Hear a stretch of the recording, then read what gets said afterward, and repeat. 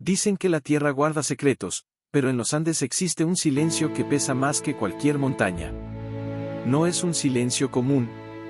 Es un silencio helado, denso, casi ancestral, que parece esconderse en los valles profundos, en las laderas rocosas y hasta en el viento cortante que atraviesa los picos nevados. Es un silencio que nace de la memoria, o tal vez del luto, y mucho antes de que los españoles atravesaran aquellas tierras, mucho antes de que el brillo de las armaduras reflejara el sol de Cajamarca o de que botas metálicas produjeran ecos extraños en un suelo que desconocía el sonido del hierro, ese silencio ya existía.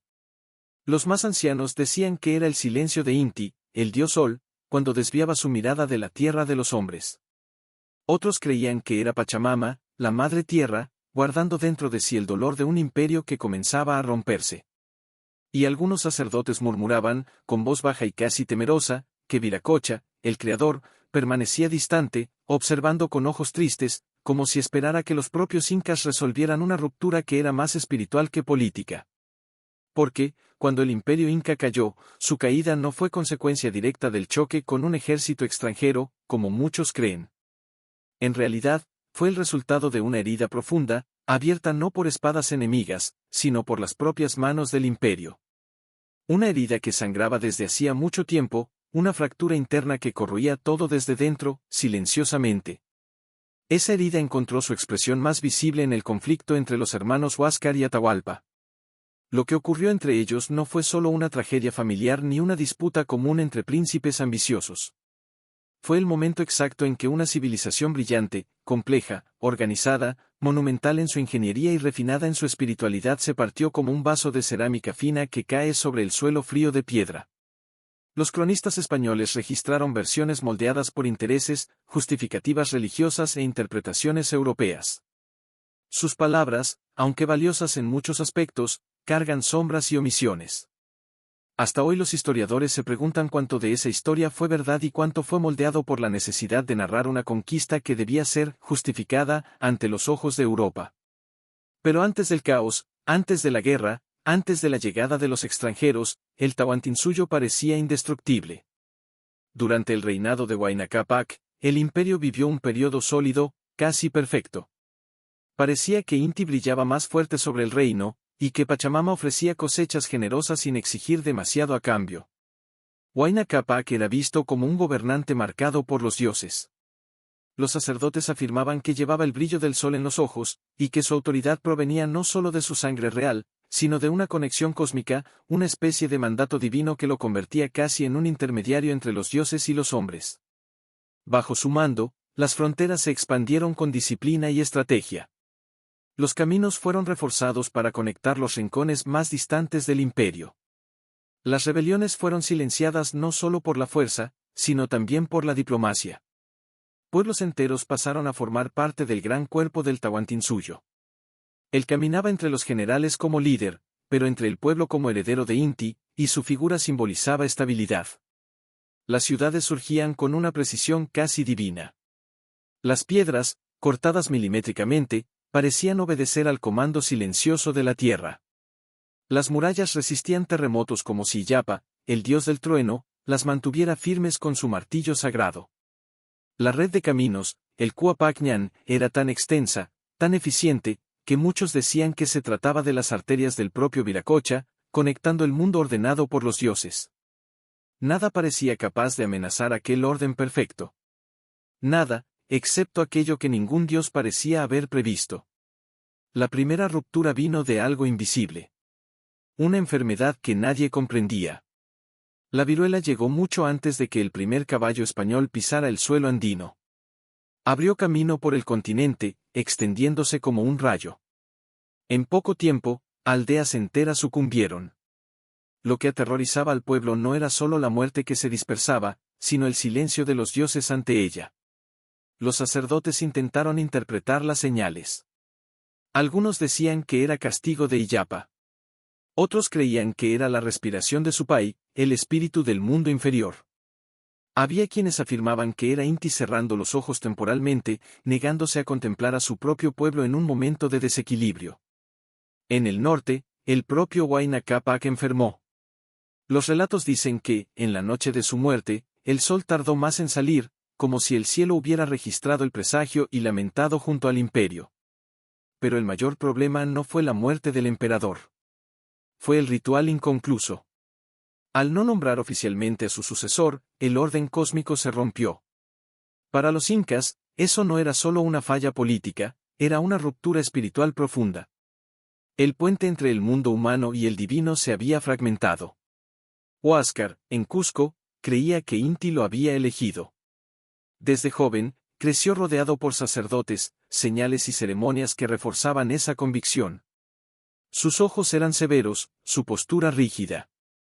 Cargaba la tradición como si fueran piedras sobre los hombros. Pero cometía un error fatal, confundía fe con derecho absoluto. Veía señales divinas donde solo había política, interpretaba desacuerdos como amenazas y prudencia como traición. Atahualpa, en el norte, era lo opuesto. No tenía el respaldo de las panacas de Cusco, pero poseía algo que, en ese momento, demostraría ser más poderoso, la lealtad de los ejércitos. Muchos guerreros creían que Illapa lo protegía. Decían que relámpagos aparecían durante sus campañas militares. Atahualpa era silencioso, observador, estratega. Confiaba en la fuerza de sus hombres, en el conocimiento del terreno y en la precisión militar. El imperio necesitaba a ambos hermanos, pero ambos querían el imperio. Y en ese momento, ningún dios intervino. Cuando emisarios desaparecieron o fueron ejecutados, Huáscar lo interpretó como una afrenta directa. Ordenó castigos severos al norte. Ese gesto encendió la mecha. La guerra civil se volvió inevitable. Los sacerdotes recuerdan ese periodo como el tiempo en que los dioses volvieron el rostro. Ciudad contra ciudad, hermano contra hermano, linajes ancestrales empuñando armas unos contra otros. Algo impensable hasta entonces. Y fue precisamente en ese terreno resquebrajado, emocionalmente devastado y espiritualmente roto que los extranjeros llegaron. El humo de los inciensos sagrados aún flotaba en el aire cuando la noticia se extendió por las paredes de piedra de Cusco: Atahualpa, el último Zapa Inca libre, había sido ejecutado. El alma del imperio parecía haber sido arrancada del corazón mismo de los Andes, dejando un silencio que los tambores, antes tan imponentes, no se atrevían a romper. Cada sacerdote, cada artesano, cada guerrero que aún sobrevivía llevaba en los ojos la misma pregunta, no sobre el futuro, sino sobre el propio sentido del tiempo, que parecía haberse partido en dos. Los rumores sobre el cuerpo desaparecido se multiplicaban más rápido que cualquier mensajero podía correr por los caminos de piedra. Algunos afirmaban que los españoles lo habían ocultado para impedir que la población lo venerara. Otros decían que los pocos capitanes fieles a Atahualpa realizaron un rescate imposible, llevándolo en secreto a un lugar donde sus carnes jamás serían quemadas por los enemigos. Y aún había quienes, movidos no por la razón sino por el espíritu ancestral, creían que el propio Atahualpa había asumido su forma solar, regresando a los cielos junto a Inti, como hacían los grandes soberanos que alcanzaban el grado más puro de la divinidad terrestre. Mientras tanto, en Cajamarca, el ambiente era completamente distinto. Los españoles discutían entre murmullos, intentando organizar lo improbable, administrar un mundo que no comprendían.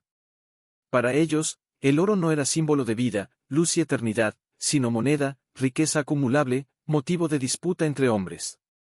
Lo que para los incas servía como vínculo espiritual con lo sagrado, para los conquistadores era solo metal que debía ser fundido. Ese choque no solo creaba tensiones constantes, sino que también revelaba la profundidad del abismo cultural entre ambas naciones. Los intérpretes, pocos y constantemente sobrecargados, intentaban hacer que ambos lados se entendieran, pero no había traducción posible para aquello que los incas estaban perdiendo. ¿Cómo traducir la muerte de un mundo? ¿Cómo explicar que las montañas, consideradas vivas, ahora presenciaban la caída de sus hijos más devotos? ¿Cómo transmitir que cada piedra esculpida en Cusco cargaba siglos de oración, de rituales, de amor al cosmos? Los cronistas españoles registraban hechos, los incas vivían símbolos. Y entre una pluma sobre el papel y un corazón roto, se alzaba un vacío imposible de llenar. Sin embargo, incluso ante el colapso, la resistencia no cesaba. Había generales que se negaban a rendirse. Había sacerdotes que seguían realizando ceremonias en cuevas ocultas. Había mensajeros corriendo por senderos secretos que ni siquiera Huayna Cápac conoció. Y había, sobre todo, la memoria del imperio, algo imposible de destruir con espadas o pólvora.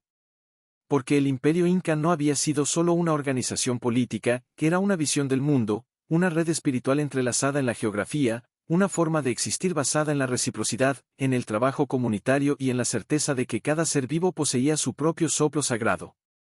A medida que las tropas españolas avanzaban, Cusco observaba sus últimos días como capital libre.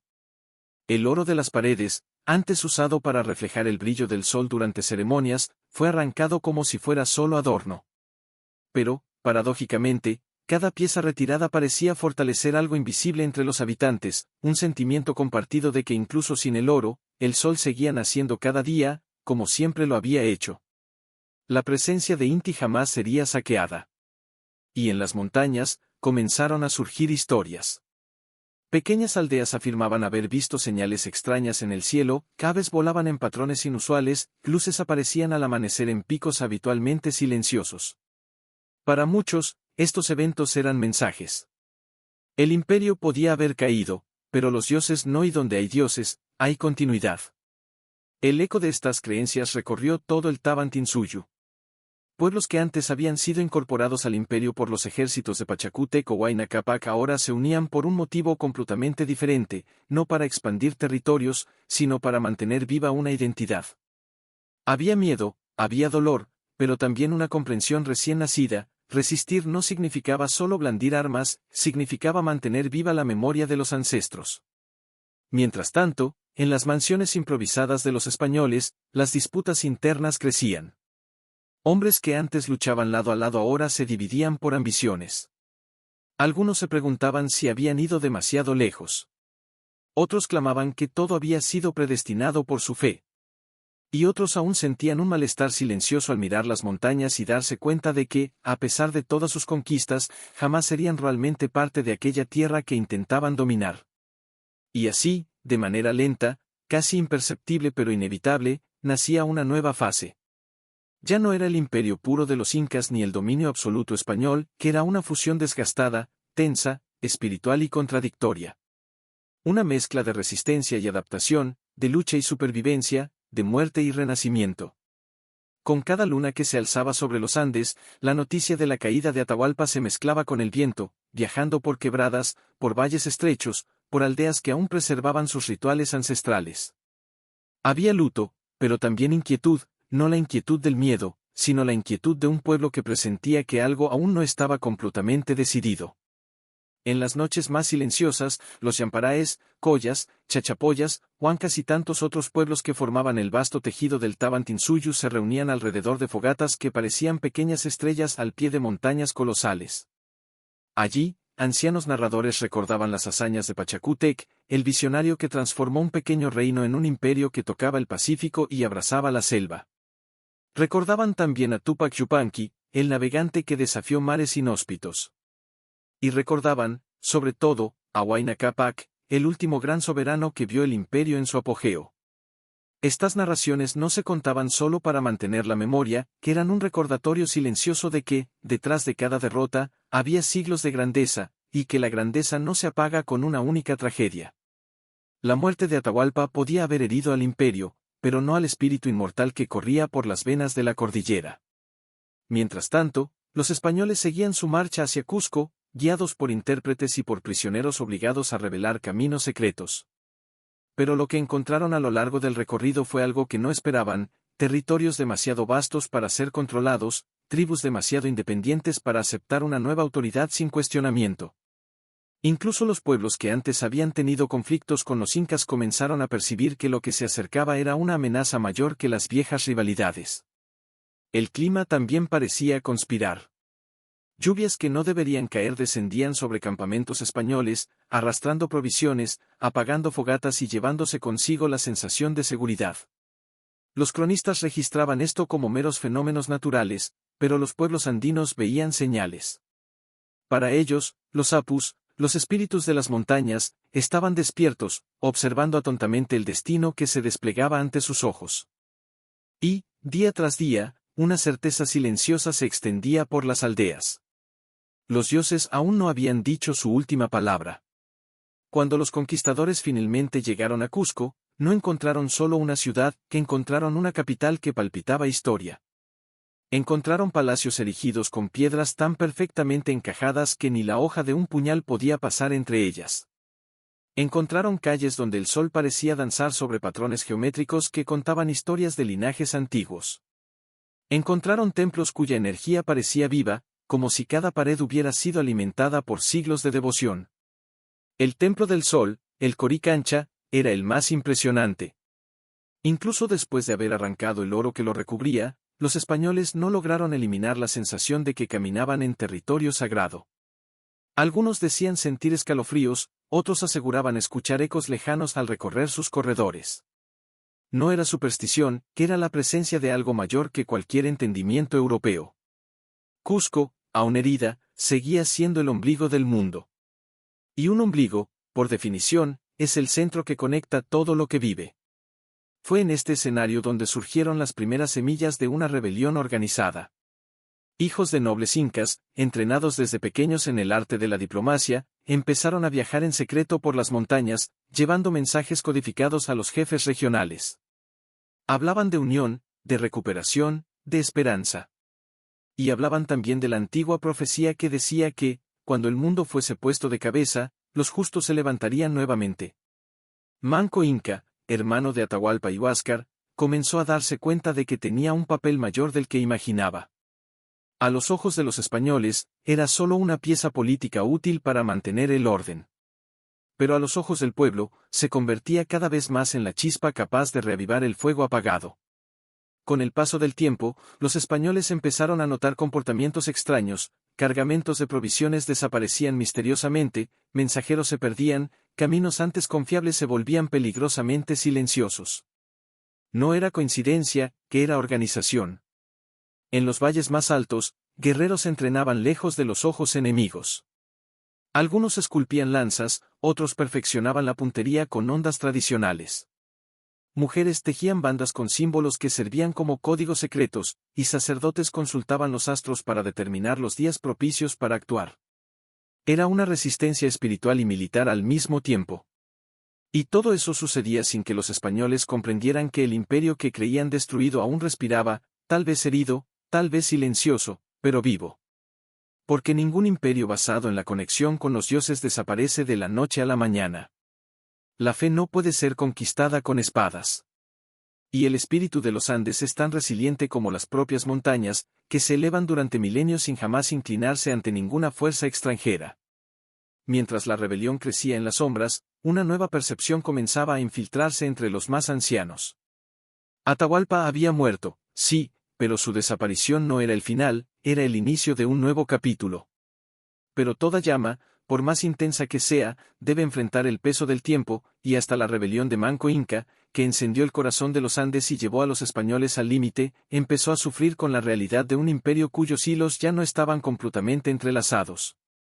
El cerco de Cusco estremeció a los conquistadores, que durante meses creyeron que jamás saldrían vivos de aquellas murallas sagradas, pero cuando las primeras lluvias pesadas cayeron y los ejércitos indígenas se vieron divididos entre luchar y sobrevivir, el destino cambió de dirección como un viento inesperado que desciende de las montañas sin aviso. Manco Inca retrocedió, no por cobardía, sino porque comprendió algo que ningún español entendería jamás: preservar la sangre del pueblo era más importante que preservar una ciudad, pues mientras hubiera vida, habría futuro. Así nació Vilcabamba, el último refugio inca, oculto por bosques densos y abrazado por montañas que parecían guardianas de un secreto mayor que cualquier tesoro. Allí, entre ríos envueltos en neblina y peñascos cubiertos de musgo, los incas levantaron no un imperio, sino una esperanza. Los sacerdotes reavivaron rituales, los guerreros enseñaron a los jóvenes a manejar lanzas y hondas, y los mensajeros, los antiguos chasquis, cruzaban senderos escondidos llevando noticias de que el espíritu del Tawantinsuyu aún vivía. Muchos creían que Manco era una especie de renacimiento de Huayna Cápac, una continuidad espiritual de todo aquello que había sido destruido, y cuanto más intentaban los españoles alcanzarlo, más la selva lo protegía, como si la propia Pachamama se negara a entregarlo. Pasaron los años, y Vilcabamba se transformó en un símbolo, no solo para los incas, sino para cualquier pueblo que alguna vez hubiera sentido el peso de una historia arrancada por la fuerza. Pero ningún refugio resiste eternamente cuando el mundo alrededor cambia. Manco fue atacado y asesinado por españoles renegados, hombres que ya no servían a ningún rey, pero su muerte no apagó el fuego. Sus hijos y nietos continuaron la resistencia, y cada generación que surgía cargaba el nombre y el peso de un imperio que se negaba a desaparecer. Hasta que surgió Túpac Amaru, el último inca de sangre, y con él surgió el último lazo entre el pasado y el presente, entre el mundo de los dioses y el mundo de los hombres. Creció escuchando historias de Atahualpa y de Huáscar, aprendió con generales que habían sido niños en tiempos de la guerra civil, y vivió en un mundo donde el eco de la tragedia aún vibraba en el aire. Cuando los españoles finalmente sitiaron Vilcabamba y comenzaron a destruir todo lo que encontraban, Túpac huyó hacia las montañas, pero el cerco se cerró como garras inevitables. Capturado, fue llevado a Cusco, no como un criminal, sino como un trofeo que los conquistadores deseaban exhibir. Y cuando fue condenado a muerte, algo extraño ocurrió. Relatos dicen que incluso algunos españoles sintieron que estaban presenciando el final de un linaje que jamás debió haber sido destruido. Cuando Túpac Amaru subió al cadalso, toda la ciudad se detuvo. El viento quedó inmóvil. Las montañas, siempre tan imperturbables, parecían observar. Y cuentan que en ese momento descendió sobre Cusco un silencio profundo, el mismo silencio que envolvía los Andes mucho antes de que los españoles llegaran, el mismo silencio que acompañó la muerte de Huayna Cápac, de Huáscar, de Atahualpa. Era el silencio de los dioses. El silencio de Inti apartando la mirada. El silencio de Pachamama en duelo. El silencio del fin de un mundo. Y aún así, no fue un final completo. Porque cuando el hacha finalmente cayó y el último inca dejó de respirar, el cielo se volvió pálido, pero no oscuro, como si una luz insistiera en permanecer encendida. Y siglos después, cuando uno camina por las calles de Cusco, o contempla las piedras perfectas de Sacsayhuamán, o recorre los andenes de Machu Picchu al amanecer, es imposible no sentir que algo del imperio aún vive allí. No en banderas, ni en ejércitos, ni en coronas, sino en la memoria de las piedras, en el viento que atraviesa los valles y en el corazón de millones de descendientes que todavía llevan la sangre de los hijos del sol. Porque un imperio puede caer en manos de hombres, pero la historia, esa nunca pertenece completamente al conquistador. Y ahora la pregunta regresa a ti, que escuchaste cada fragmento de esta historia enterrada, que recorriste conmigo avenidas de silencio, caminos de guerra y montañas sagradas, ¿qué fue lo que realmente destruyó el imperio inca? ¿Fueron los españoles, con sus armas y su ambición? ¿O fueron los propios hombres que permitieron que un imperio entero se dividiera antes de que el enemigo llegara? ¿O será que los dioses, silenciosos como siempre, intentaron advertir, pero nadie quiso escuchar? La respuesta quizá esté en las piedras, quizá en el viento, quizá en el propio silencio de los Andes. Y si deseas seguir explorando los secretos que el mundo insiste en olvidar, recuerda, el pasado guarda secretos que aún resuenan en el presente. Dale like, suscríbete y comparte para seguir desentrañando cada fragmento de esta historia. Nos vemos en la próxima.